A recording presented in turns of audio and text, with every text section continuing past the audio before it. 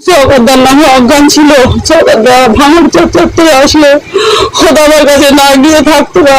দাদা অসুখ ছিল, দাদার মিটিং ছিল, দাদার মিটিং ছিল পরে থানায় ছিল। আমি যখন 9:20-25 ফোন করছি তখন বলছে আমি যাচ্ছি।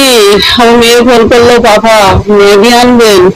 বললো হ্যাঁ মা আমি ম্যাগি আর ডিম নিয়ে যাচ্ছি। দাদা চলে গেলে আমি চলে যাব। দাদা বেরিয়ে গেল আর ওইগুলো কিনে আসলো, ওকে আর বাড়ি আসতে দেয়নি। দেখছি তা নৃশংস ভাবে ওকে খুন করেছে। ওর যেভাবে খুন করেছে, ওর যে কষ্ট দিয়ে মেরেছে, আমি সেই কষ্ট দেখতে চাই।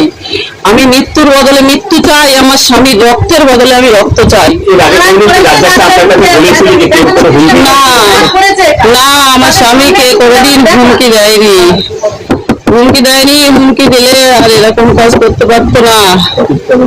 সঠিক তদন্ত হোক, সঠিক তদন্ত হয়ে আমি ফাঁসি চাই। আমার স্বামীর মৃত্যুর বদলে আমি মৃত্যু চাই। আমার দুটো বাচ্চা ছোট, আমার সংসার চালানোর কেউ নেই। আমার বাচ্চাদের লেখাপড়া শেখানো হতো, মাথার উপরে কেউ নেই। আমার স্বামী ইনকাম করতো, আমি বাচ্চাদের নিয়ে কি করবো?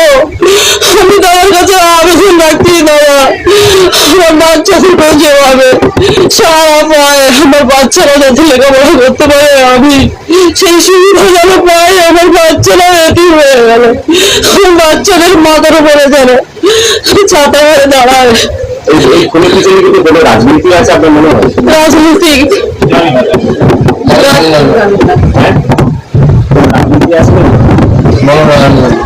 সঠিক তদন্ত, সঠিক তদন্ত হয়ে রাজনীতি কি নিজের কোনো শত্রু, ব্যবসায়ী কোনো শত্রু, আমি সেই সঠিক তদন্ত চাচ্ছি।